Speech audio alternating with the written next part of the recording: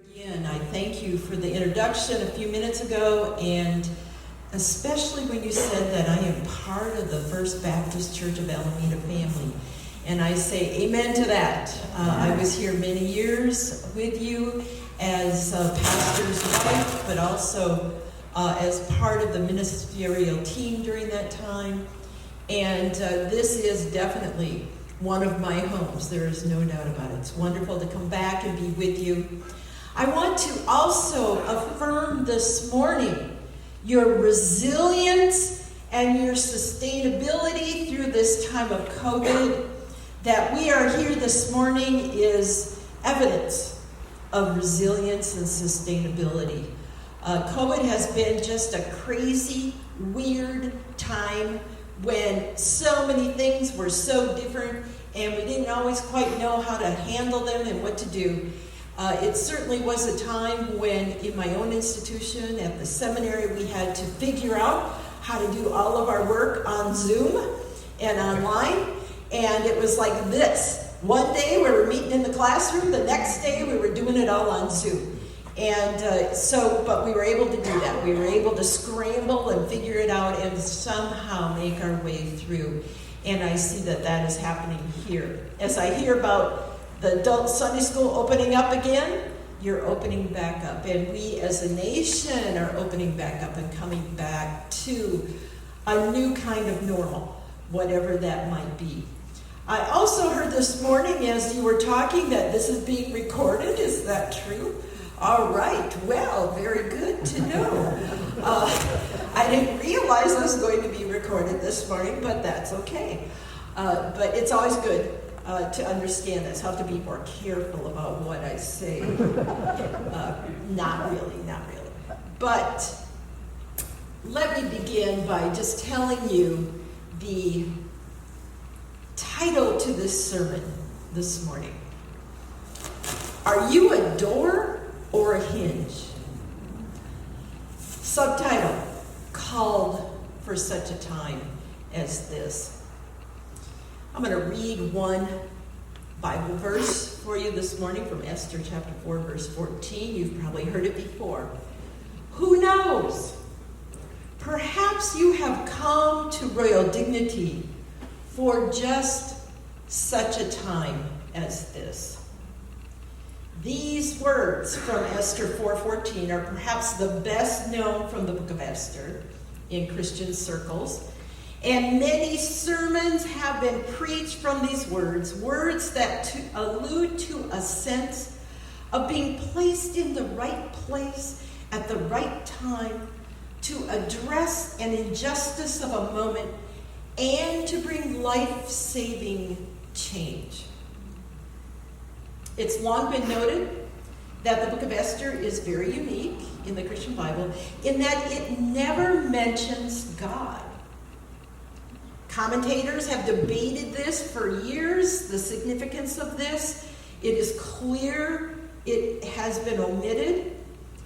And they've probed the possibilities that, is this about faith or is the book about fate? Is God at work behind the scenes of the book of Esther? Or is it just a secular book focused on providence?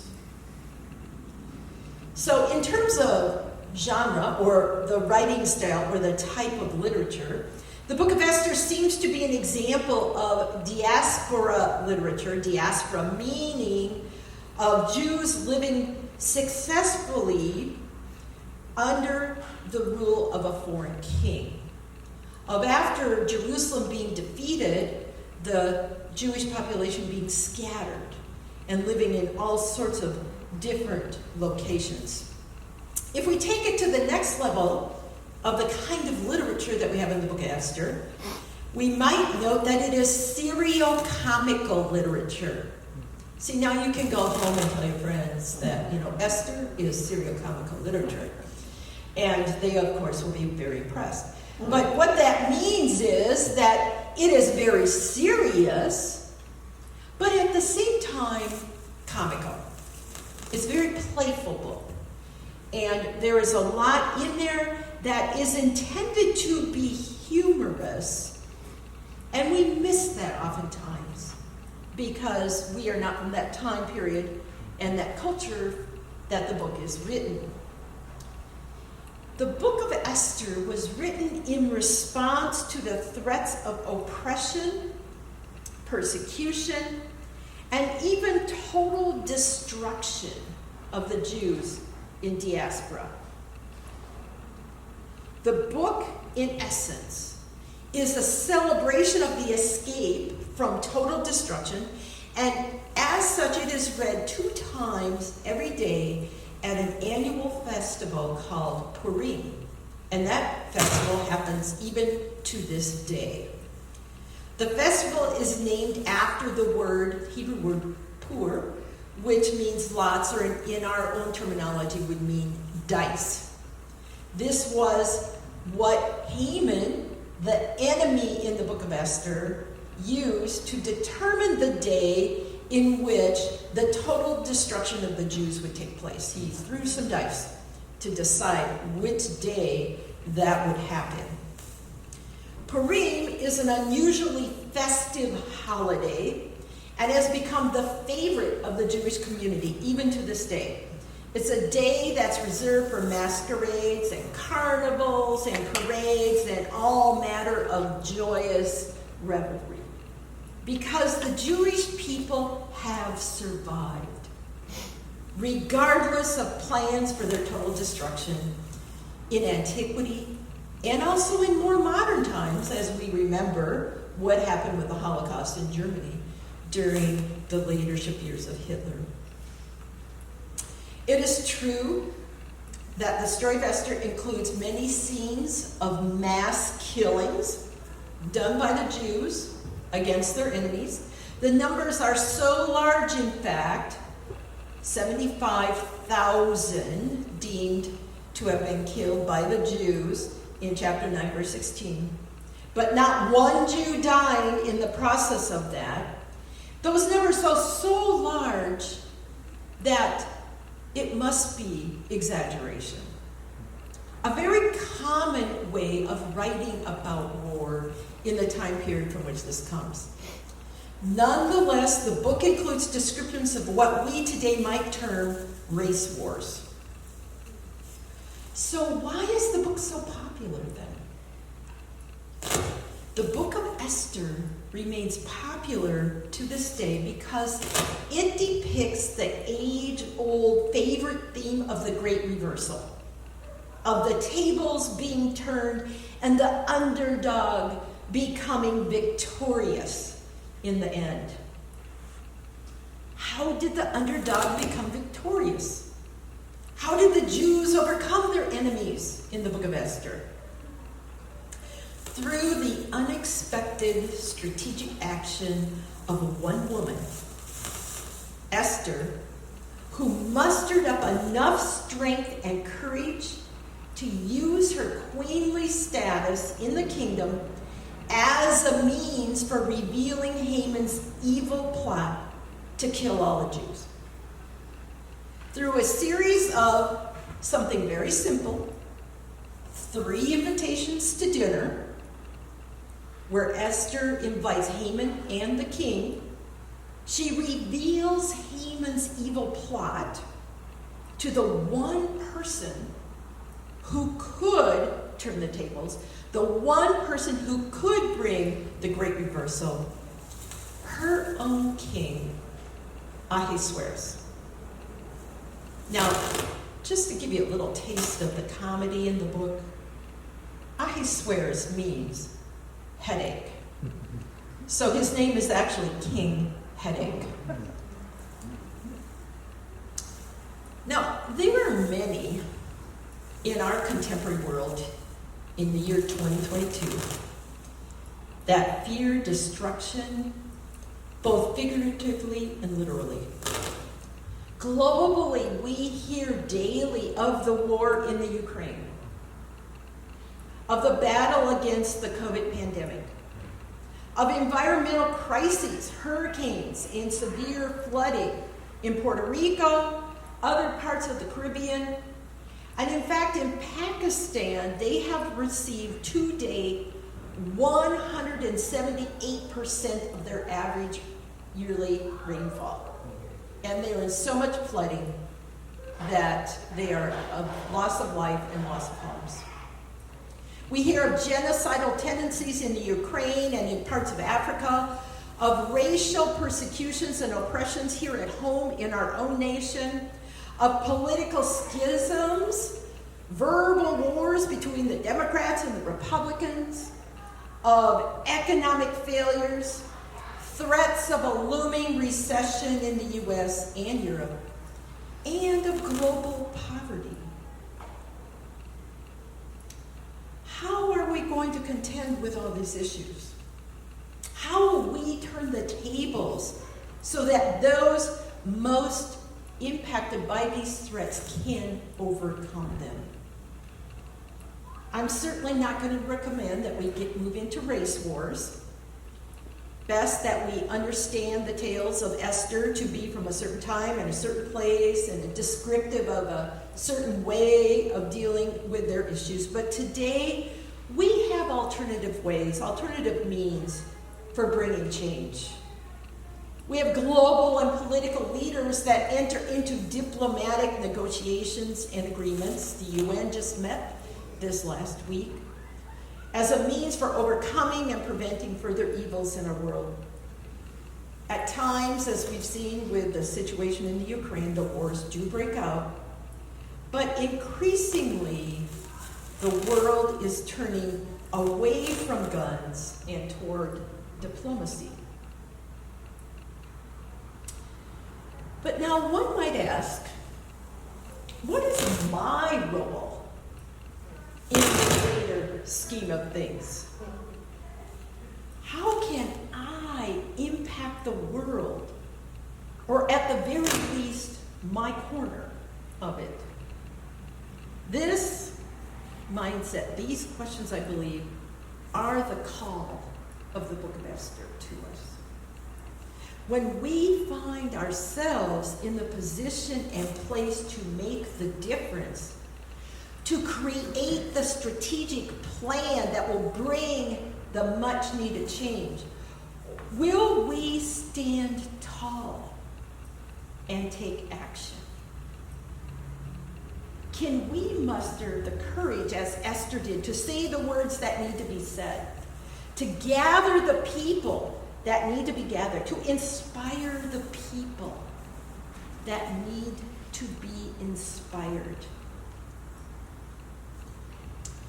I attended a meeting once that began with a very creative exercise that was intended to get people to communicate with each other.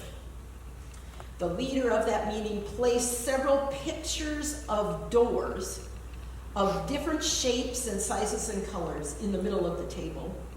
And she asked us to tell the group which door represented our leadership best and why. And I will never forget the answer from one man who told the group he did not resonate with any of the doors because he understood himself to be a hinge. The thing that enables the door to open and close. The thing that enables the door to do what it has been designed to do. Without the hinge, the door is incapable of achieving its purpose. I carry this image with me. Sometimes, I believe, we are called to be a hinge, to support the door so the door can function properly. And I think at other times, we're called to be the door. Esther was the hinge that inspired the king in this Jewish diaspora tale to create the edict that saved her people. Given the enormity of the problems in our own world listed above, I often ask myself, am I able to be a hinge for someone or some group that can bring change? Am I called to be the door in this moment or one of the hinges? The point being, I believe we are all called to do something. The issues are so big, they are so immense, they touch all of our lives, that we are all called to do something. In a recent presidential race, Barack Obama campaigned for his party at the Democratic National Convention. And in his speech, he said to the people, "You can give our democracy new meaning. You can take it to a better place. You are the missing ingredient, the ones who will decide whether or not America becomes the country that fully lives up to its creed." The definition of democracy is government by the people. The problems in our country and in the world are enormous. So big that I am convinced we are all called for such a time as this. There are many doors that need to be opened, and there are some doors that need to be closed. The opening and closing of doors will require many hinges. Think with me this morning. Where have you been placed? What communities do you have influence in? Where are you being asked to stand up and take charge? In other words, where are you being asked to be the door that opens to bring resolution of a crisis or of a great need? Where are you being called to be a hinge, to provide support, extra hands, extra resources to help a movement take place? Are you Esther or are you the king in this moment? Things that come immediately to mind are things like community food drives, environmental cleanups, helping your favorite political candidate get into office. One of my neighbors goes out 2 times a month and picks up trash in the ditches near our building. He's told me that he does this in place of exercising that day. He's an avid bicyclist. And he says it's excellent exercise. He's putting me to shame because I neither exercise enough nor do I go out and pick up garbage. But he understands this to be one way he makes a difference in our world filled with so many problems. He understands he's been called for such a time as this.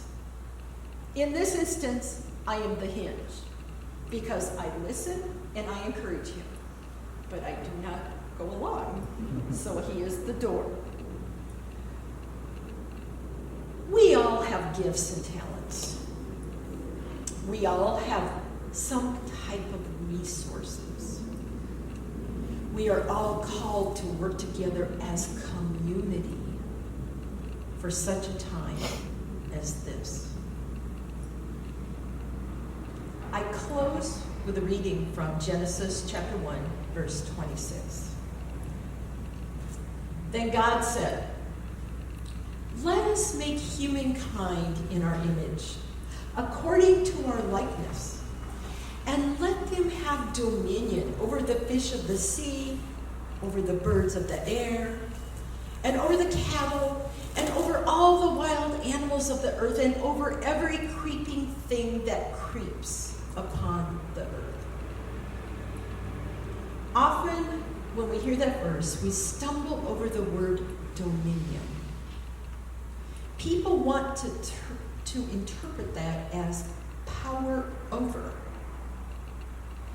But the Hebrew word actually means take care of.